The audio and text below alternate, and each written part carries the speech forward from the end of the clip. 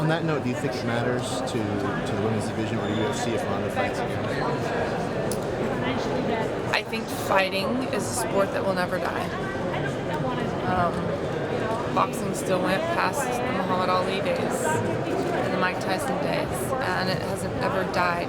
It's not at a high right now in boxing, but I feel like fighting will never die. Everybody has a little bit of a fighter in them, and I feel like it's one of the oldest sports in the book. Just two people, one-on-one, and your best against mine. And I feel like that will never die. I think it will have its highs and lows, but fighting, it's never gonna die. How's the weight cut, Holly? Easy. This is a lot easier than going to 135 for you, right? Absolutely, it's going to be an easy weight cut, and what's been nice is just not having to stress about it during camps. If I was hungry and I wanted to eat, I would eat. I definitely would eat healthy. I don't want to put on bad weight. I don't want to walk in that just because I can be heavier. I don't want to put on bad weight. I want to still feel good. And so, yeah, I mean, it's been great to not have to stress about it. If I had to make 135, I still could. I mean, I'm only probably 2 or 3 pounds heavier walking around right now than I would be going to 35, because I wanted to still feel like I sacrificed, a lot of things, and I was dedicated and I was, disciplined. I still wanted to feel that because I think I needed that mentally. I didn't want to think, oh, well, I can do 145, so I'll just walk around heavier because I can. Then I would think, well, did I train as much? Did I diet as well? Did I, I wanted to make sure that I was still disciplined. So I'm really not that far off from where I would have been going to 135. How much do you weigh now, if you don't mind me asking? 150. Would you prefer to remain as a featherweight for the rest of your MMA career, given how easy this is for you?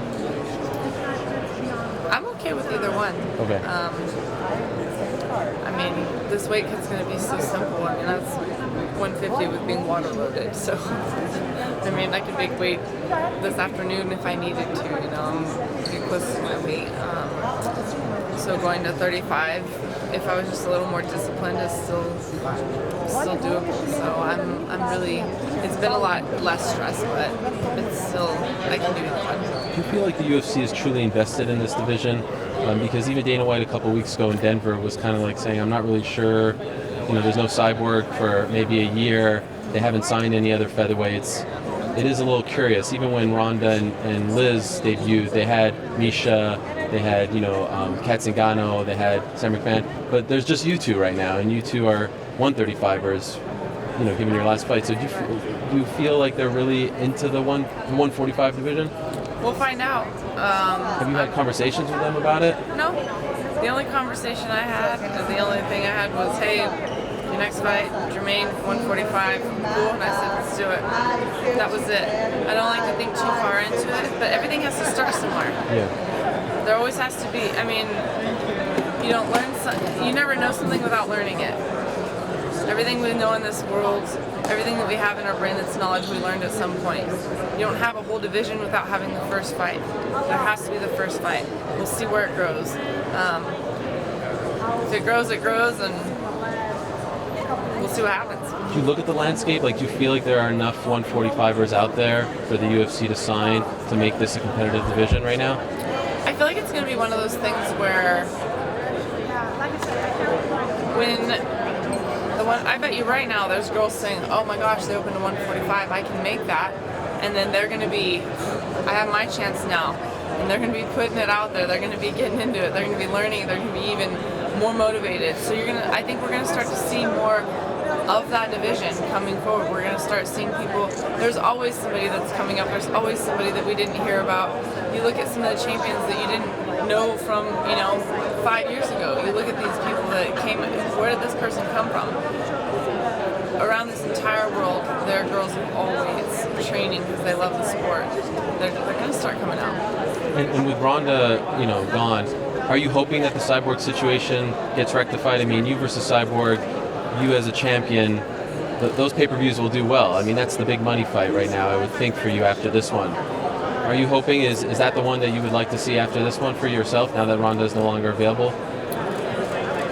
I want to fight and win no matter who it is, no matter what weight it is. I always want the victory, and my motivation is never money or the big fight.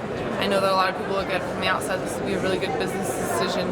I don't look at it that way. I'm very much in that I just like victory and I want to fight and I want to also challenge myself. I don't want just the victory over, you know, people that are supposed to be easier. I do want to fight the best in the world, and the bigger the risk, the better the reward. We all know that. As far as a fight with Cyborg, obviously that's talked about a lot. There has to be a lot that happens. We got to see who's going to get that belt on Saturday first. We have to see what's going to happen with Cyborg. She might have a suspension for a year. We have to see after that if she's got the opportunity, if she's got, I mean, there's so much that has to happen between now and then that it's something I guess that just, I just don't really put too much effort into the thought of it. I'm fighting Germaine. Okay. And one last for me, sorry. I know you're fighting for a belt and that's a big deal, and I know you sometimes get tired of being asked questions about Ronda. You want to move on from that. But considering the fact that your last win was against her, maybe even more so than winning the belt, is it important to win on Saturday so that you can move on and not have people say you're Buster Douglas and things like that? Do you think about that so you can move on with your life? 100%. I want it for me. I don't even care what other people say. I really don't. I know I'm fighting the best in the world, and I know that anything can happen in there. I know that I didn't put my best foot forward in my last 2 fights. These are all simple facts, common knowledge. Everybody knows it. It's out there. I know it. I know I'm coming off 2 losses. What I want for me is to know I'm not defeated. I want for me a victory. I don't want to have a 3rd loss in a row. I've never been here in my career, ever. I've never had 2 losses in a row, ever. It's a sore spot in my heart. It's sour. And of course I want to win. There's no way you would be in this sport if you didn't care about winning or losing. Oh, it's not if you win or lose, it's how you play the game. No, it's if I win or lose and I want to win. That's it. What have you done differently